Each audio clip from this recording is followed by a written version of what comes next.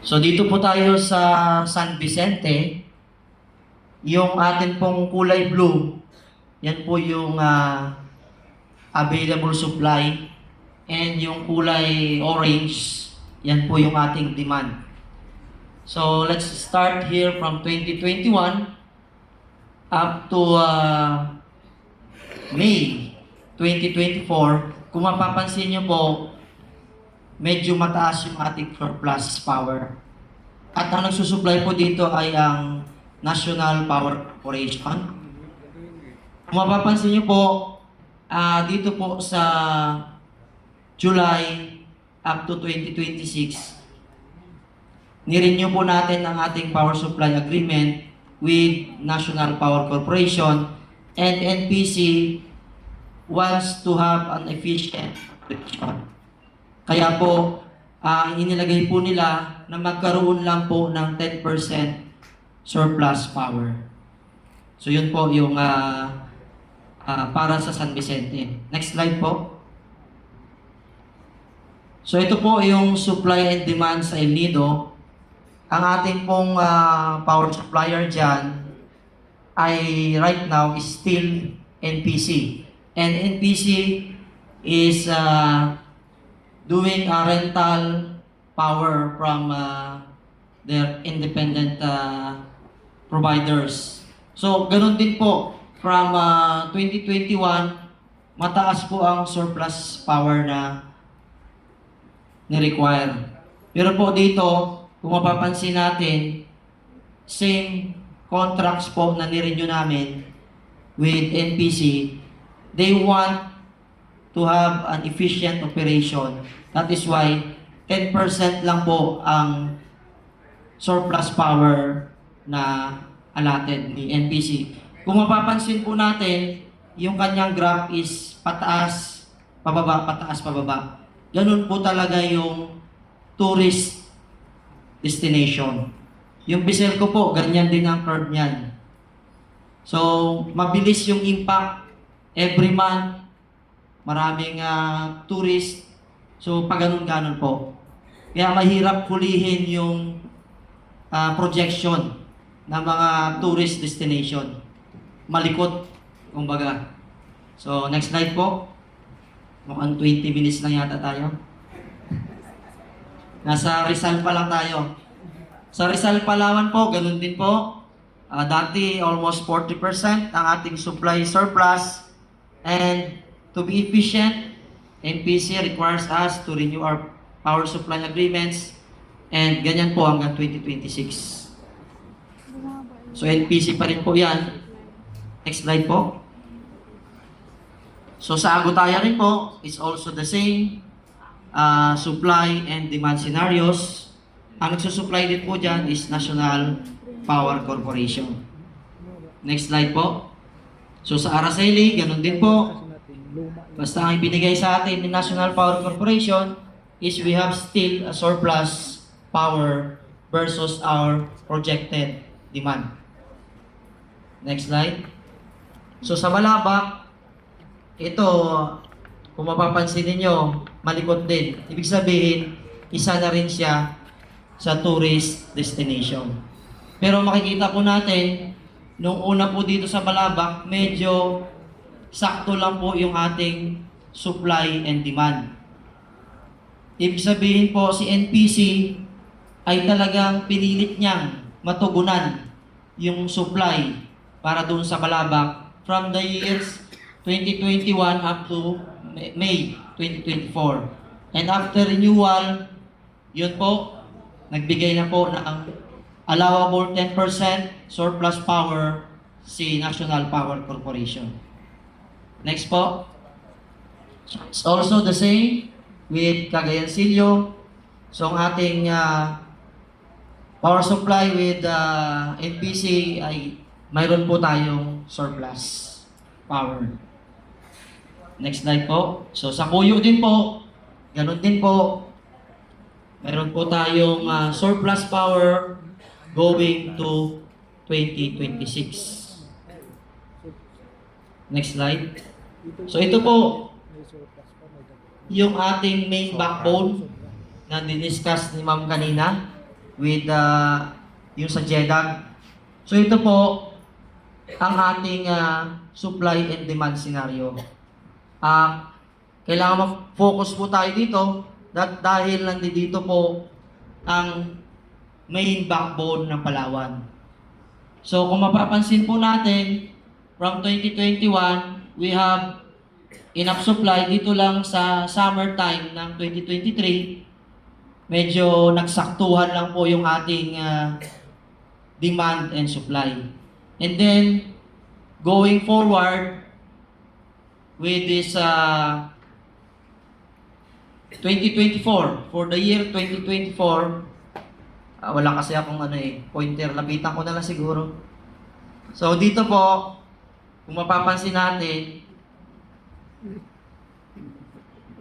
mayroon po tayong urgent competitive selection process na kinakandak ng NEA. So yan po ay 55 megawatts na power supply. Kaya makikita nyo po dyan, pataas yung ating surplus power. So, scheduled to operate by October 2024. Yan po nakalagay sa ating terms of reference. And yung ating EPSA 1 and 2 shall be terminated at the same time. So, tatanggalin na po natin yung EPSA at ito na po ang ipapalit natin. Yung ikinakandak ngayon na 55 megawatts competitive selection process. Kaya makikita nyo po yung ating power up to September, November, December hanggang January, February, magiging mataas po yan. Pero pagdating po ng 2025, mag-i-expire yung contract ni Palawan Power Generation Incorporated. So mawawalan po yan ng 8 megawatts, kaya bababa po tayo doon. So mayroon lang tayong minimal surplus. And then moving forward, so yan po ang inaasahan natin, ang projected delivery ng power ni SIPCOR. Yun po. So tumaas po yung ating supply. And then po, kasunod yung 7 megawatts na biomass power plant na ongoing ngayon sa Brooks Point, Palawan. So yan po ang kauna-unahan nating renewable energy, and it was discussed already by Department of Energy, at alam ko nabisita na po nila yan, at na-inform na rin po si Yusek regarding dyan sa accomplishment ng ating biomass plant. So, going forward, ito po yung SIPCOR na 20 megawatts and yung biomass sa Brooks Point, mataas po ang ating surplus power going forward 2026. So, next slide po, ipapakita ko lang po kung ano yung supply and demand scenario on the previous years, 2016, 2017, and 2018. Alam ko po, marami sa inyong nagagalit sa Paleco. Dahil kulang ang supply, mayroong rotational blackout. Makikita po natin yan dito noong December 2016 hanggang June 2017.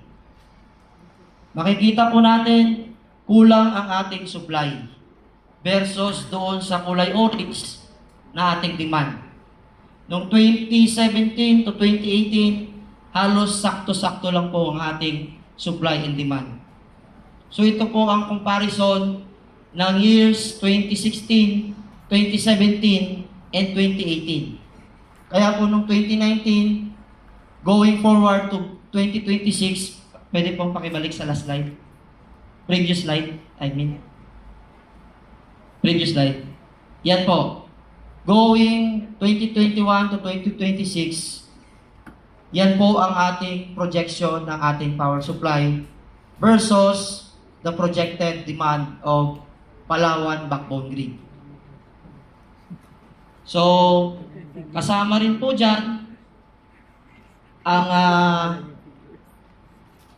nai-award na power supply agreement sa El Nido, wherein nung dumating po ako sa Paleco, ang kanilang pinapabid ay only 10 megawatts. So sinabi ko, sa tagal ng proseso, kailangan na nating gawing 15 megawatts. Kaya po, binago ang terms of reference at ang nai-award sa ating bid na kinandak with the competitive selection process ay 15 megawatt for El Nido.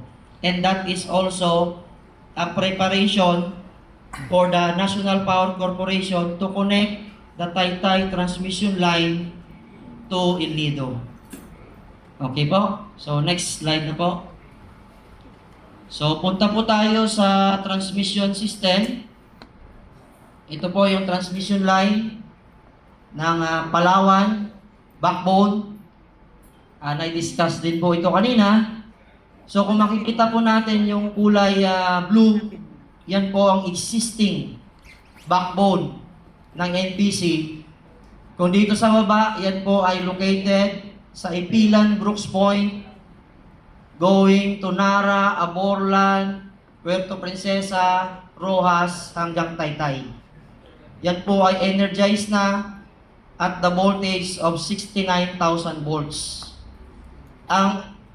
Ang transmission line po na ito ay sinimulang i-construct noong 1991 at natapos po ito noong 2000, year 2000, at na-energize ni National Power Corporation noong 2001.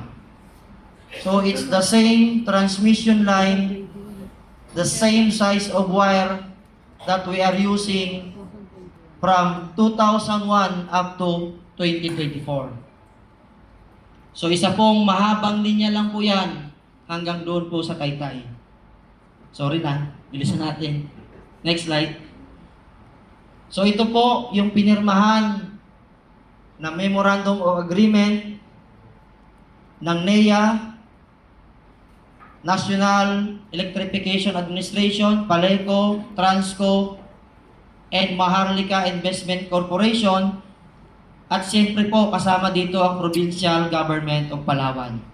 Na-receive ko na po ang board resolution ng Provincial Government of Palawan authorizing our governor to sign the MOA. Ito po ang project na I think sinimulan ng JEDAG na kailangan nating ipagpatuloy dahil po the same resource person ang ating consultant, which is si Prof. Wally.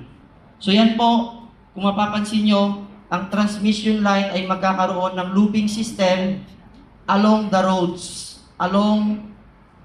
roads of Palawan. Ang isa pong consideration kung bakit along the roads, para madali pong ma-maintenance ang ating transmission line system. Kung makikita nyo po, ito ay may isang loop sa south and then going to Puerto. From Abu-Abu to Puerto, mayroon din another loop. And then going to the north, up to El Nido, is another loop. So, ang kagandahan po niyan, pag mayroong line fault doon sa isang segment, pwede pa natin magamit yung another loop. Hindi katulad nung existing natin ngayon, pagkaroon ng line fault, patay lahat ang buong Palawan. Brown out lahat ang buong Palawan. Ang sisi kay Palawan Electric Cooperative. So dito po, magkakaroon ng flexibility at alam ko po ito ay ongoing study right now. Mamayang hapon po, after po dito, mayroon po akong technical working group session with the National Electrification Administration para po ituloy namin ang aming discussion para dito. So yan po ang inaasahan natin na sana matupad sa ating Palawan backbone para po masiguro natin na ang ating operation ay efficient, reliable, and the power will be affordable. So antayin po natin yung kasunod na slide. 2 minutes na lang yata ako. Expire na yata ako. Hindi pa ba? Next slide po.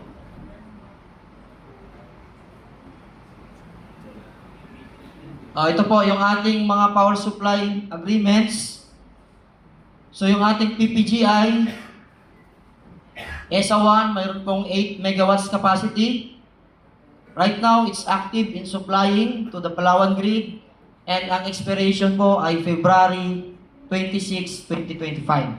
Yung naka-red po, expired na yung contract. Yung DMCI power supply agreement with Paleco, we have a 25 megawatt capacity active in supplying. So ang kanyang expiration is on September 1, 2028. And I think they are doing additional capacities for our N-1 operation.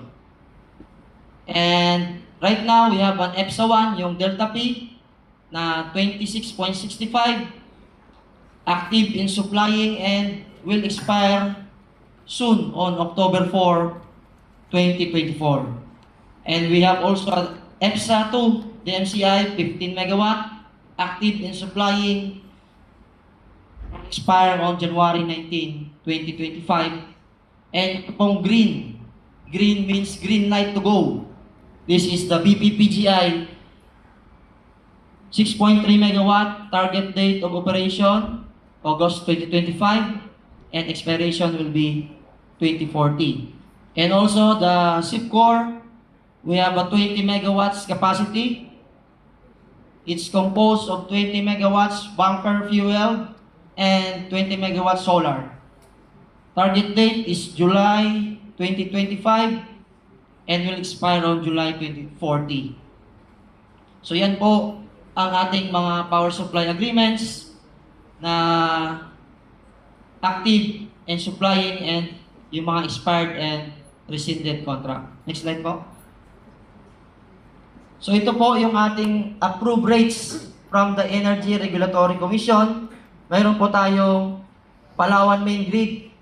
So SPAG 1, ang rates po natin sa residential is 16.45. This is for the month of July 2024. So commercial 15.33, industrial 15.31, public building 15.43, and street lights 15.13. So ito po, magkakaiba po ang rates natin. Dahil sa area po ng El Nido, San Vicente, and Rizal, NPC po, Island Operation, ito po ang rates natin sa SPAC 2. 10 pesos, 9 pesos, and the same. And also on the SPAC 3, that is Agutaya, Araceli, Balaba, Cagayancillo, it's the same, 9 pesos, 8 pesos. Yan po. And SPAC 4, Cuyo in Magsaysay, 10.95, 10.17. So yan po ang rates natin. So that is approved by the Energy Regulatory Commission. Dito lang po talagang mataas sa ating SPAG 1 main grid. Dahil nga po mayroon tayong Emergency Power Supply Agreement which is wala mong subsidy. Kaya po yung mga planta natin na mayroong subsidy, i-minix po natin doon sa walang subsidy. Kaya po ang blended rate natin ay 16.45. Okay po? Next slide.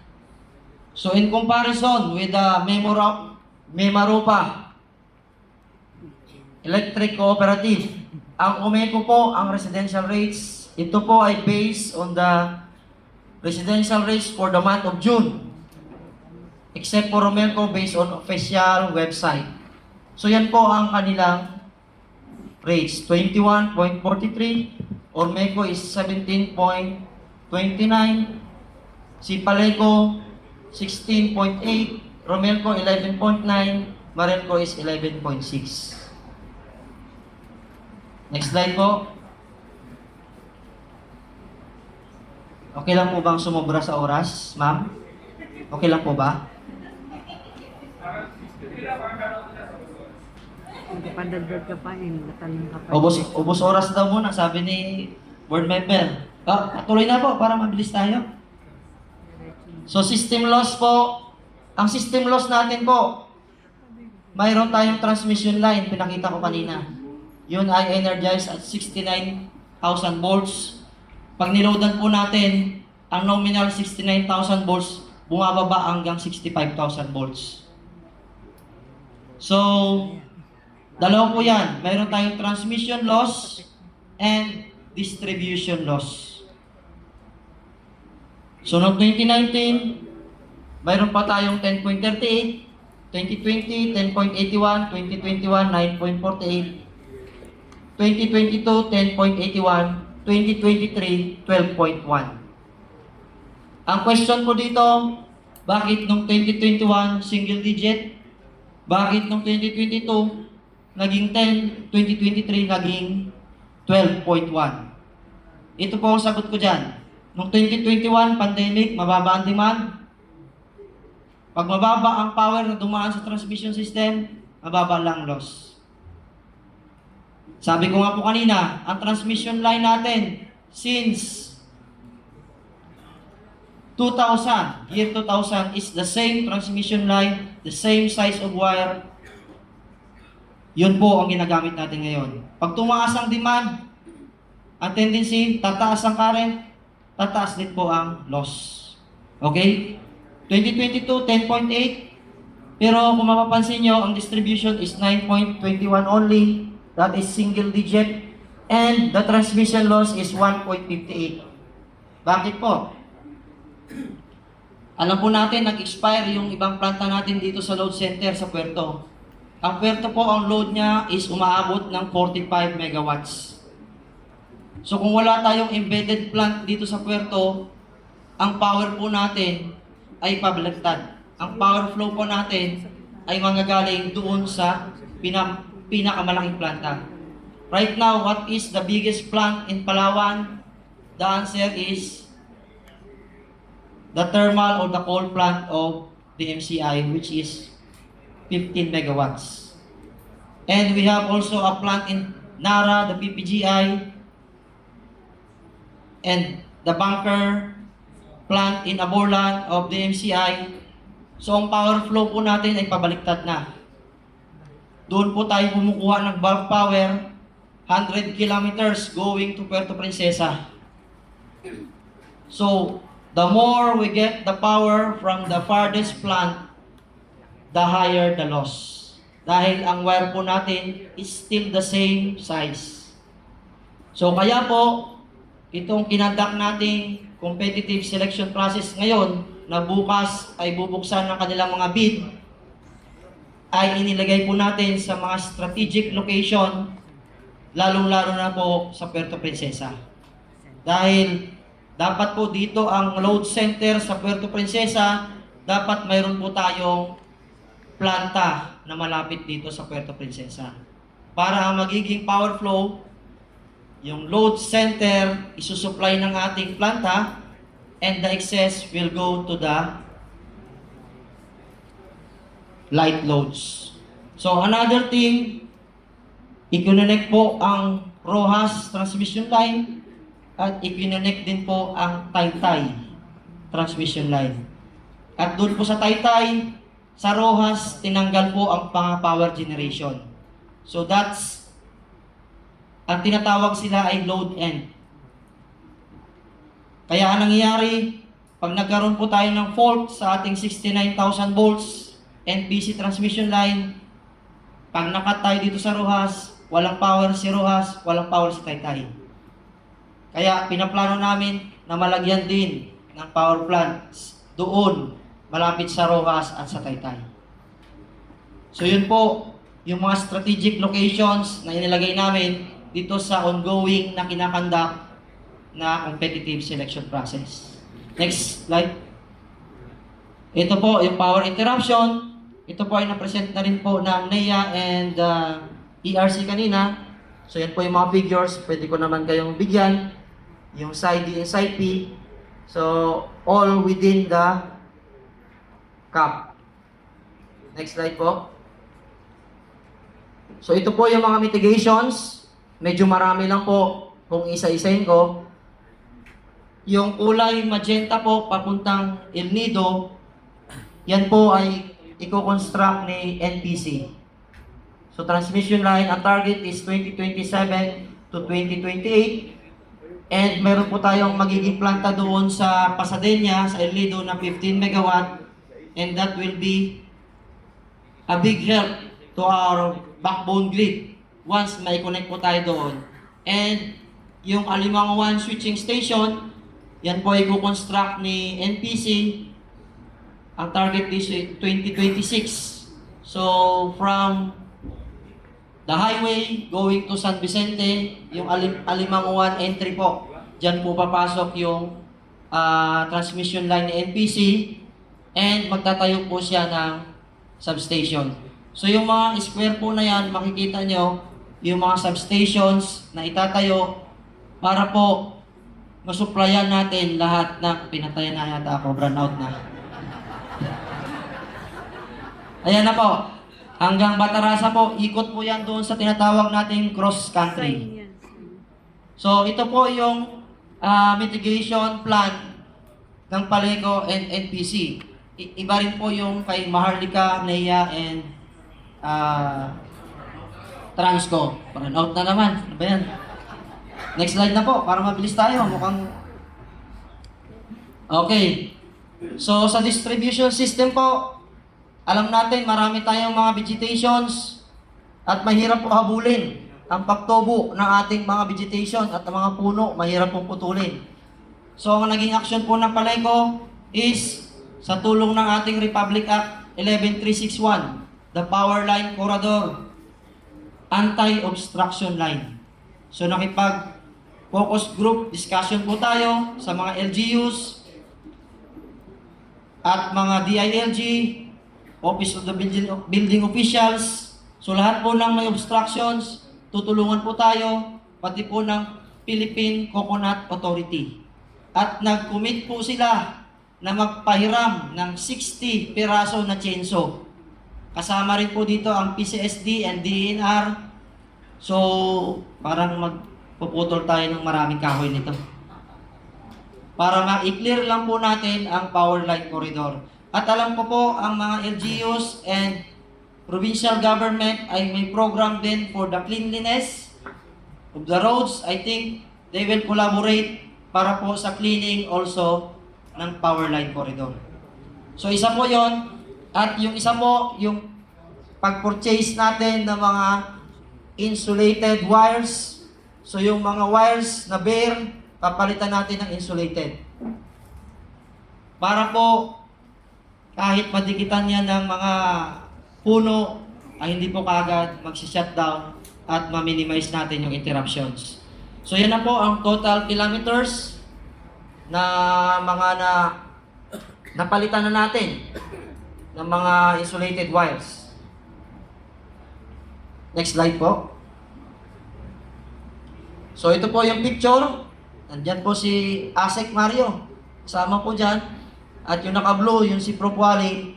Ito po yung para sa Memorandum of Understanding between the NEA, Maharlika Investment Corporation, Provincial Government of Palawan, and Transco. Ongoing po yan at asahan natin na may isa katuparan po yan para sa Palawan. Next slide po. Electrification. Ito po, tinatanggap po namin ang challenge ni USEC. Kahit po ang target is a rolling target. Bakit po rolling target? Kasi po ang census na ginagamit po dati ay 2015. Ngayon, naging 2020. And then projection ng 2024. So next year, tataas po yung ating census.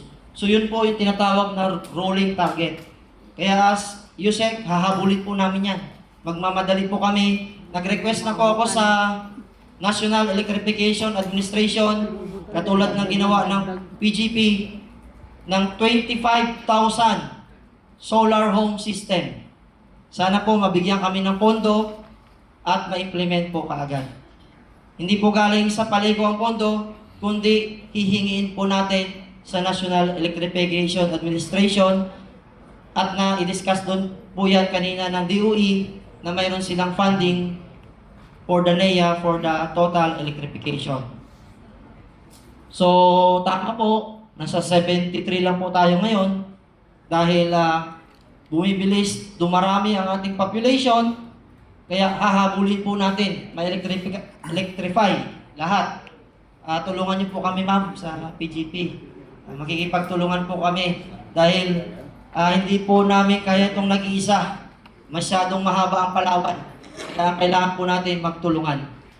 Next slide po. So ito po, mayroon tayong mga ongoing construction ng ating sitio electrification. 19 sitios, ongoing construction. And 5 barangay line enhancement program, ongoing din po yan sa New Canipo, Port Barton, Kimding, and Pangol Taytay for 2024. Yun, ito po yung 14 barangays to be energized by Archipelago Renewable Corporation under the QTP. Nandito po sila at nag-signify na po sila na go na sila. Di ba? So, waiting for the ERC approval. Kasi po dapat magkaroon muna sila ng ERC approval para ang taripa po na isisingil nila sa mga consumer ay tama. Okay? So, meron din po tayong 4 barangays under microgrid system waiting for the notice of award from DOE, Bacau, San Juan, Calasag, Catep. And we also have ongoing CSP for microgrid providers for 18 barangays under municipalities of Agutaya, Araceli, Cuyo, Balabac, Palawan. Ito po yung granting of photovoltaic mainstreaming. Ito po ang beneficiaries pa lang namin na nag-signify ay 5,000 pa lang. Ang nire-request ko po ay 25,000. Kaya kailangan pa namin ng beneficiaries na hindi po maabot ng ating linya at malagyan natin ng solar home system. So, ongoing po yung conduct namin ng survey ng mga beneficiaries para po maidagdag namin. Kasi ang gusto ng NEA, mayroon ng beneficiaries dahil ilalagay na nila mismo yung pangalan ng beneficiary doon sa solar home system. Okay, next slide po. Franchise application. Ito po. Puerto Princesa, Aborlan, Nara, expiration, August 8, 2029. Picturean niyo po.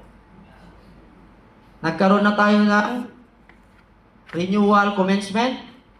Agutaya, Cagayancillo, Dumaran, January 24, 2024. Ongoing po ang ating renewal.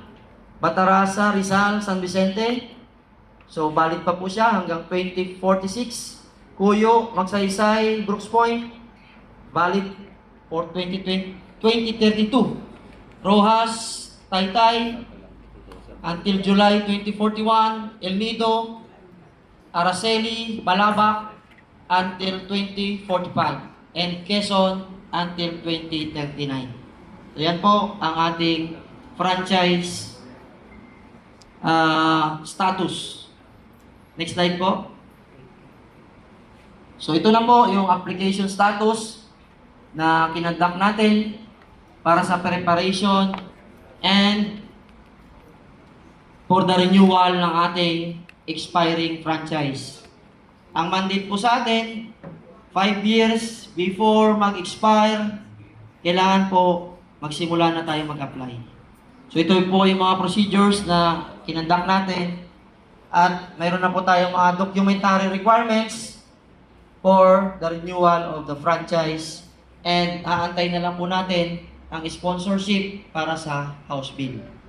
Next slide po. Thank you and God bless. Pwede na po natin patayin. Maraming salamat po ulit.